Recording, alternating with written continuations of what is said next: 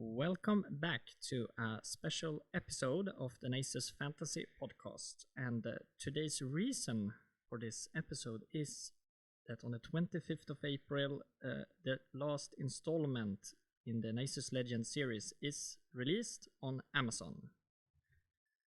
Yes. The end of an era. Oh, yes. So we're going to talk a bit about the book today. And talk a little bit about the process of writing it, what the readers can expect from the final installment. And in case you haven't read the books, this is the perfect opportunity to catch up before the final brick arrives. Yes. So let's start. Yeah. Because this is the final and the sixth book in the series. Yeah. So before everybody gets to know what's the name of the sixth book, I think we're going to start with the first book and go to the second book and the third book. The fourth, the fifth. So the first one is called The Cursed Child, Naissus Legend, and it's the first introduction to the world of Naissus and our main character, the Hussar Knight brother Pavel. And we get to explore the city of Lublin, which is located in the Duchy of Lublin in Naissus. So it's not Lublin in our world. And I did receive some questions throughout the time about the naming of this city and this duchy. And yes, it is an homage to the country of Poland and their history and the historical relevance of the real city of Lublin. So yeah, it's a sort of an Easter egg, and that is a recurring thing throughout the books, that sometimes I name something after something from our reality as, a little bit of an Easter egg. And since we're moving into the final part, I feel like I could reveal a lot of these Easter eggs, because it might be fun for the readers to know. And I've also seen that there are a couple of these Easter eggs that there has been a lot of speculation around. Yes. And you start to, in The Cursed Child, learn a little bit of the city politics of the duchy itself. Yes. So the general plot of the first book is that Pavel returns from another one of his investigations. We get to know that he has been a Hussar Knight for a long time. And you get the introduction what the Hussar Knight is. Yeah, exactly. So the Hussaric Order is connected to the Church of Orion, which is the main religion in Naissus, the strongest church and organized religion. And the role of the Hussars is to protect the common folk from the forces of darkness and heretics. And so we already there get to see a bit about this conflict within Pavel. He doesn't believe in the forces of darkness. He doesn't believe in gremlins and demons. So his view is rather that it's just, doing the church dirty work and, protecting the power and station of the church in the world. That is his outlook as we first meet him. And as he gets into the city, he runs into his old friend, the captain of the City Watch, Captain Stanislav Novak, who then explains to Pavel over some mead in a tavern that the Duke has had a daughter, and that there is a new priest in town who says that the daughter is cursed because of her body being male-formed, and that the only solution is to listen to the priest's advice, and that the captain is very worried that this will end badly for the little girl, because the wife, the Duchess, she is inclined to believe what the priest is saying. And then Pavel meets the Duke, Boris Lipsky, the young bison, feared warlord in Naissus, famed for both his brutality, temper, and strength. And Pavel gets tasked with find out the truth. Is my child truly cursed? And then we go into the rabbit hole of Lublin. Yes. Yeah. And that's when you start to see a lot of how the world is explained to the reader. Yeah, how the world operates.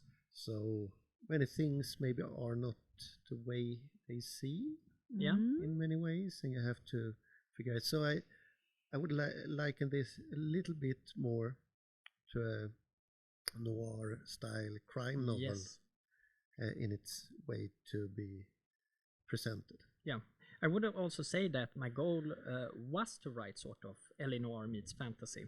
That was like the genre I wanted to do in the first book, and the original outline for the series was that all of them was going to be noir meets fantasy. But then as I finished the first book, I instead decided that I wanted several of these books to be an homage to different genres and fusing them with fantasy. So book 1 was Eleanor meets fantasy. Book 2 was fantasy meets classical gothic horror. Yes. Oh, so that's exciting. Yeah, so there was a specific thematical mixture in every single one of the books. And that is also why, a bit of the theme and how do you say style differs over the different books. And I think also, that a part of doing that also helped me find my voice as an author. So as you go along reading, the books get longer. I would say that my voice gets clearer. So, I mean, just by doing that, exploring different themes and genres and anchoring it in fantasy gave me more tools to play with and helped me find my favorite tools for this final book. Yes, and I think as well, because you're a bit of a garden writer. Yeah. So you get to live all those stories that you tell through your character, and that makes the character grow, which makes the stories grow. Exactly. So moving along to the second installment, book 2, Whispers of the Eastern Nights. Pavel has now been dispatched to a different duchy, the Duchy of Eastgate, to investigate a baroness accused of witchcraft who is currently under house arrest. So here we don't just explore one city, and this was also something I very clearly decided to do and planned to do, because I felt that in the first book we explore one city, so we get to ease into the world. Now when we understand the basics of the world, I can expand it. So we don't just visit one town, we get to see several parts of Eastgate. We get to see the capital of Eastgate, Jarosgrad, the manor of Wesperness in the region of Westpermark, and we get to visit a town in Westpermark, and we get to know a bit more about several noble families and not just one. So, for example, the baroness that's being accused, Carmilla Bathory, House Bathory, it's a family known for always watching this cursed, evil, dark forest, and that they have had this family tradition that the daughters of the family are kept at the manor to watch the forest while the sons ride away. So it's like the only noble family in Naissus where it is the woman who inherits the titles and not the firstborn male. Yes, and this is the book when you start to see the depth of the different characters evolve in your writing styles as well. Because then you can see Pavel in this case gets a new travel companion, and this character takes on almost a starring role in the whole book in many ways. She's very central. So she's almost a laughing storm of the book. Yeah, exactly. I would also say that she has a more central role than Captain Novak had. And also she has a very different ending than Captain Novak. Yes, but she's also very central to... I'm trying to not spoil anything here. We're going to do our best for those who hasn't read. But I think she's very important to improving the experience of Pavel's acceptance of the world and learning and growing. This is a character that makes him grow. But through their connection you also get to know him much more. Yes, definitely. and how he thinks and feels and take in different things. And the experience with Vavra is something that will stay with Pavel throughout the books, and his relationship to her will be re-explored in this final book. So Vavra is not forgotten. And the relationship between Pavel and Vavra and how important Vavra was for Pavel is something that will be further explored in this final book. So she is returning in a way. And that's also, an important thing about this final book. As I sat down to write it, I wanted to leave no loose ends from the books you have read before in the series, so that you feel that all of these different experiences, all of these different characters you got to learn, they all matter in the end. So you don't feel that you wasted any time reading any of these stories. They're all connected in the end. And moving over to, the thematic point of Vavra, like he meets this young girl who refuses, to adhere to the gender roles of Naissus. She wants to be a soldier. And as he meets her, she explains that, I tried to join the army and the guys thought it was sort of a joke. But they let me in after I refused to quit. But I have still not yet fully earned my place and respect. So she wants to tag along to the haunted manor to prove herself. So she finally can be a part of the Hussar Order. No. She's a part of the Eastgate army. And she has nothing to do with the order. Oh, yeah. To explain that about the world as well, you have these different duchies, and each duchy have their own army. Bannermen, men-at-arms, and so forth. So no, she works in the Duke's army as a soldier. Yeah. Adhering under some vassal of the Duke. So she doesn't respond directly to the Duke, but in the, to explain feudalism, you at the top you have the top holder of the highest title, in this case Duke, because there's no king above this Duke. Under the Duke you have the barons. So the duchy is organized in different regions, and a barony is created, and a baron or baroness runs that region by the grace of the Duke. And if the Duke goes to war, he will call his bannermen, which is the barons and baronesses, and they will raise their soldiers. Okay. So it's not the Duke financing Vavra, it's Vavra's baron or baroness. Okay. Yeah. Just to clear that up. Yeah. But then it's time for a sales pitch. Okay. Because we're going to move on to book 3. Yes. The Price of Pride. Yes. And this is where we get to meet Brother Ivan more. He is shortly introduced in the ending of book 2, but here we get to do our first time jump in the series. It's been 5 years of Ivan and Pavel tagging along on different objectives for the order, getting to know each other. So we don't actually get to see them getting to know each other. We jump over that process and get into where they already know each other really good, which I felt was a bit creative and a different take. And I know that you, Emanuel, appreciated that book a lot. So I was thinking maybe you can say a bit what it was you liked about it. Yeah, well, so I feel that you get several genres combining in this book. So you get a bit of the body cop movie, the action, the two of the old cynic and the hopeful young guy, and he's out to save the world, and he's like, I'm too old for this. But they still go on and become good friends and do stuff together. So I find their dynamic makes them both grow, and that's a fun thing for me to when you look at characters, because you want them to grow with the people they know. So if they just met and 5 years later they were still the same guys that you left 5 years ago in the last book, then you probably would have lost me, because then they haven't done anything in 5 years.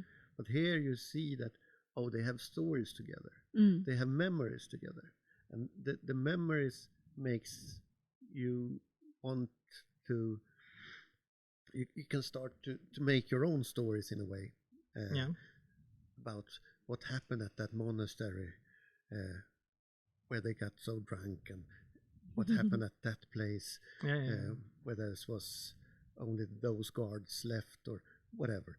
And you start to make the characters as a reader your own. You start to get your own picture of the characters. Because there's different if you're reading a story and when you start to live the story together with the characters. Yeah, exactly. And that's the big difference. I like the other books. This is the turning point when it starts to get really interesting, when the characters start to become really meaningful for each other. Definitely. And I would say that a core thing in the relationship is that one is the cynic, one is the optimist. And in that book, that is who they are. And I believe they complement each other very well. Yeah, they're sort of a yin and yang. Yes.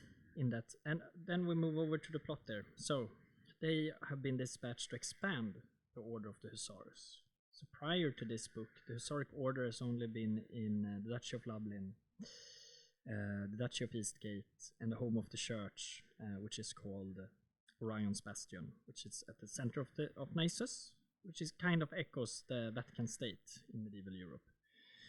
So they're going here, and Westport is very known for its commerce and focus on trade. And their their Duke, Van der Marke, is sort of one of the great salesmen of Naissus, one of the richest men, and he has his wealth through trade, and not that he has inherited it over generations. Sort of a self-made man in one manner.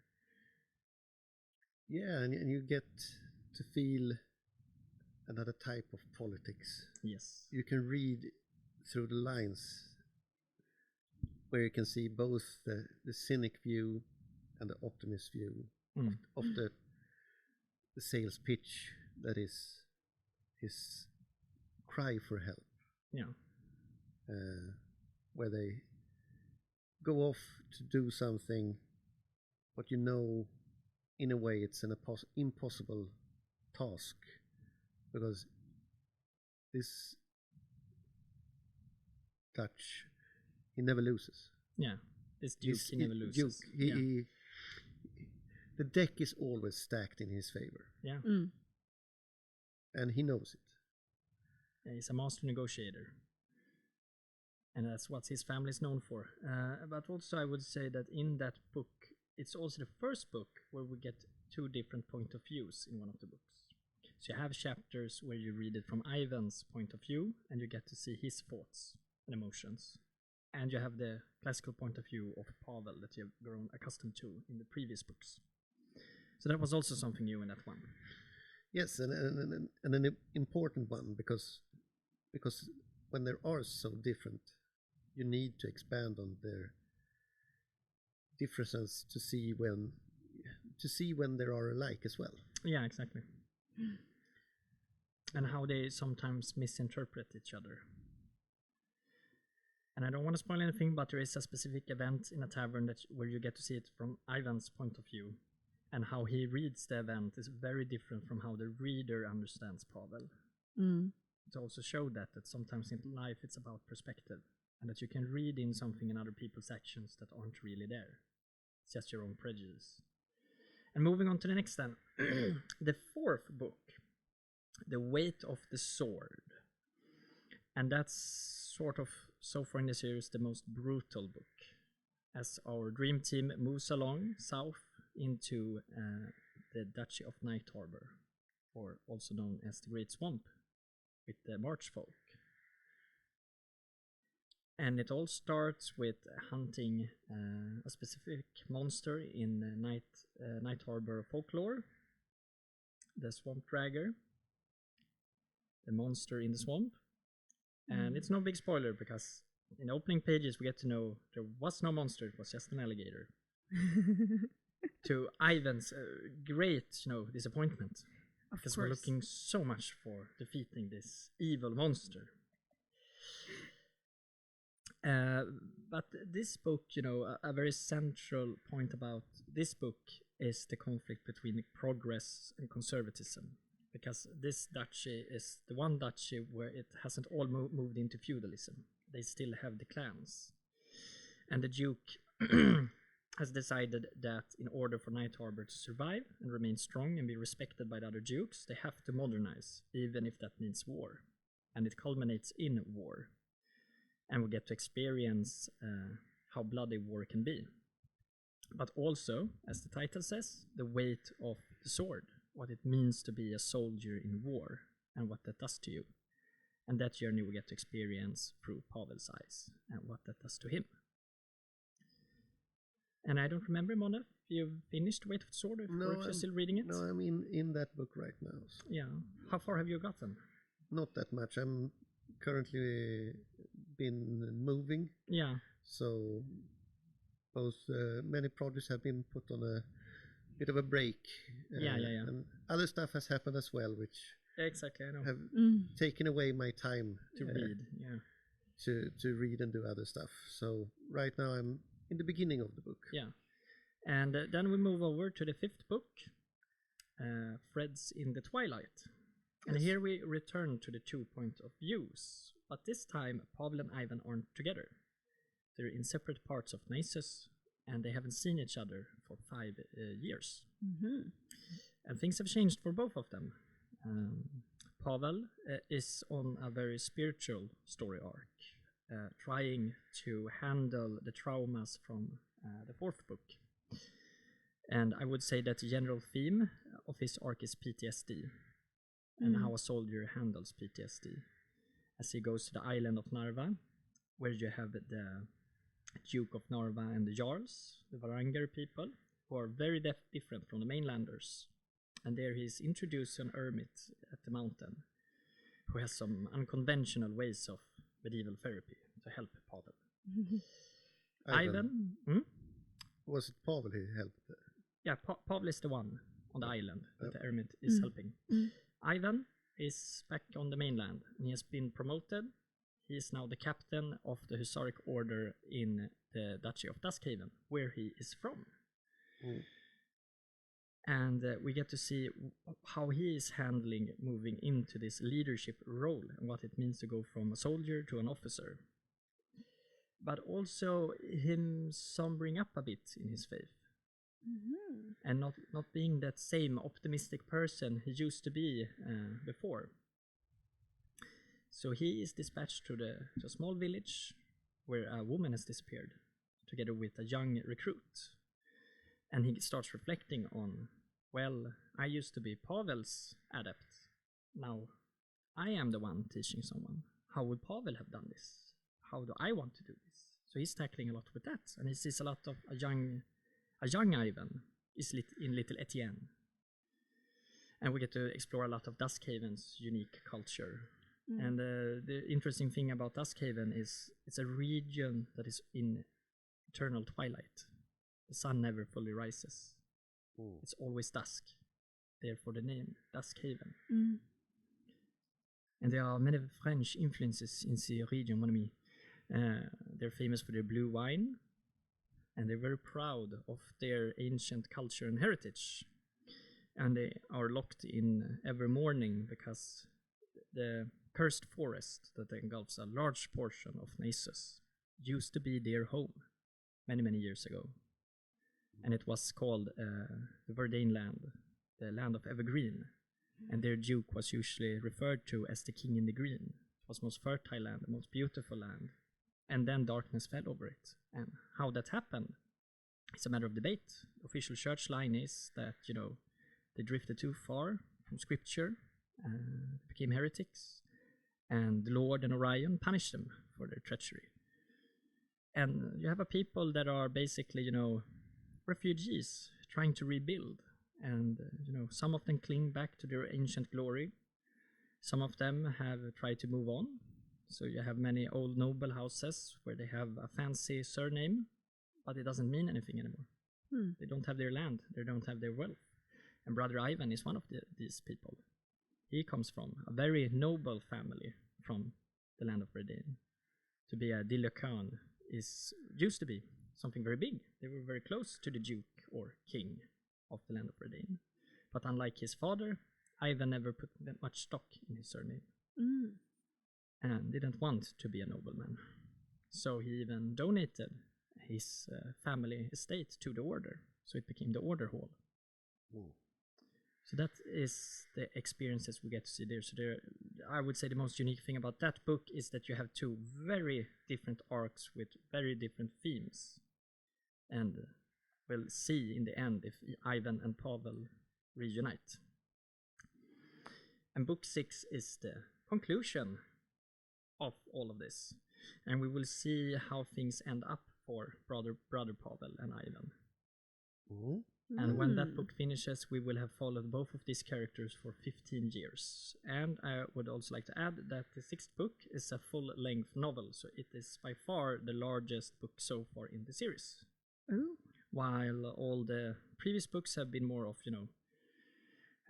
sort of short stories, somewhere in between a full-length novel and a short story. This one falls in the category of long novel. So it's thick. Yes, it's a brick. It's a brick. But that was what was needed to give Pavel and Ivan justice. And all the other characters we've gotten to know. Yeah.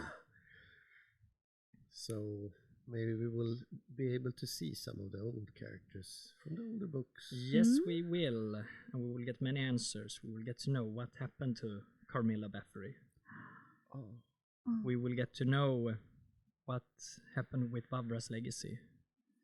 We will also get to know what happened with Galindo, the local thug. Oh, yeah. It's been 15 years. Was he local? Was he? And we will get to know our favorite of Emanuel. What happened to Rosa? And what is she up to these days? Oh, yeah. Will Rosa and Pavel's paths cross yet once again? Oh, I hope so. We will get an answer to that as well. Will Dalibor, the Grand Master of the Historic Order, be proven to be right about the threat he's been sensing in the shadows? Or has he all along just been a cuckoo boy? We will get an answer to that as well. Oh. What happened to Duke Boris' daughter? We will get an answer to that as well. Oh, yes. I'm looking forward to that one. And what happens when the young bison just becomes the bison? Because by this point, Duke Boris Lipsky is no longer just a young, reckless warlord. He's a full-grown, reckless warlord. And what does that mean? What does that entail? And the city guard, what happened to his sons? Might get an answer about Captain Novak as well. So I'm saying we get to know a lot of things in this book. It will be, one of those endings where you feel it's a satisfying conclusion. At least that's my goal with it. That you will feel that when you read all of these 6 books, you feel like I got my answers. I was looking for many of them, with possibility to continue the story. Because we do know there, as I have, written in the afterword in every single one of these, there is a main story to come. And this series sets up the major conflict and the reason we go from this sort of, dark, low fantasy to pure epic fantasy. Oh, yeah. And I think we should get ourselves a title now. A Vow in Smoke, Naissus Legend 6. Oh, so there's promises. Yes. Will they go up in smoke? Will the smoke? Is the prophet Yes, made in smoke? and, So many questions. Yes. The cover, after all, is, a piece of cloth with the famous 12-pointed star burning. And this is not a big spoiler because the first 3 chapters are out free to read on Patreon. So I will say that there's clear symbolism in the cover. It represents the moment when Brother Pavel removes his hussar cloak and throws it in the fire and permanently leaves the order. Dun, dun, And the consequences of that choice is what the rest of the book is about.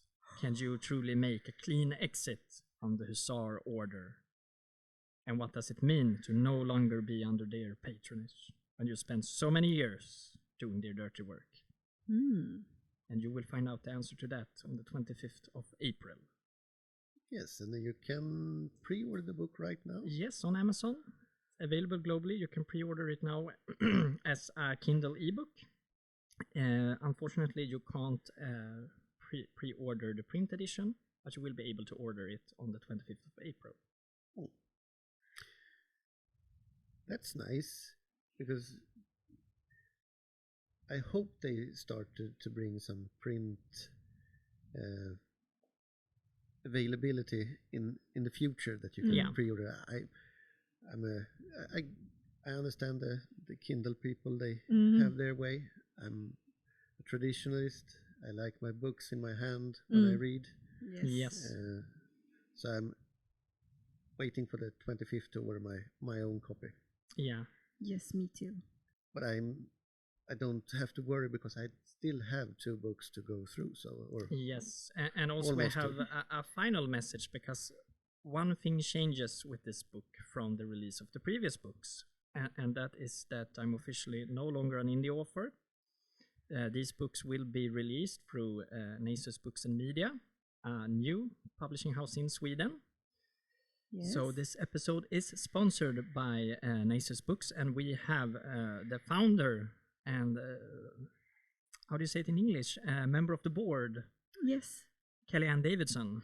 Yes. Hello. So yeah, a bit of, the owner of the channel sponsoring the channel. But also, a lot of that process also means that the production quality goes up in this book. It's a bit more fancier in the production, layout, cover art, everything. Yes. Which also means that the previous installments need to be re-released to meet the same editorial standard. Yes. And therefore, we don't have a clean day today, but there will be a book box set released. Yes. So that they all have that same standard, released through the same publishing house. Very exciting stuff. And it was also very important for me that no fan feels that this is a money grab. So the box set will be released, in print, but also as an ebook, so that you get a super good deal on the entire series. Yes. So yeah, I'm kind of shooting myself in the foot, but if you haven't read any of my books yet, chill a couple of months and you'll get them all for a good deal. Or just start now. Just start. And you'll be able to get them when you're ready. And yes. All the merch. Start with the ebooks, and then you buy the regular books, and then you buy the box set. Yes. That's the way you should do it, right? Yes, of course. Of course.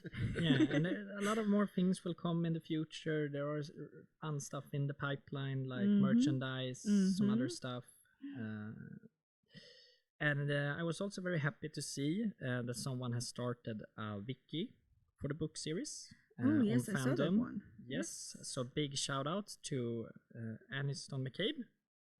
Yes, glorious work so far. I'm very impressed. And although I've wanted to add to it, I feel that's wrong. An author shouldn't go into the fandom. The fandom is the fandom. That's your arena, not mine. But I hope it continues to grow. And it's going to be really interesting to see what it grows into.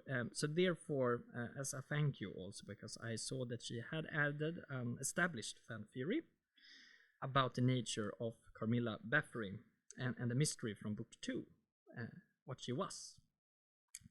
And Aniston McCabe there also writes out, about these different references, literally. No, literally, literature references. For example, the name of Carmilla. And that is true. As I said, with book 1, I put in these Easter eggs. And since book 2 was an homage to Gothic literature, yes, the name Carmilla is an homage to the famous novel Carmilla. So that is true. And I just wanted to give a big shout out that she noticed that and that she appreciated that connection. That's really fun when someone both finds something and is correct as well. Yeah. It's a good Easter hunter. Yes. And what do you say, Emanuel? Should I give the answer to their theory or wait? I think they need to read the book. Yeah. I know you're really keen on fan service and giving them, but you need the context of the story to let it sink in. Yes. So I'm sorry. I'm going to, if you try, I'm going to remove it from the podcast. It's just going to be a big beeping sound somewhere, and that's when the author here has started to spoil too much stuff. Good to know.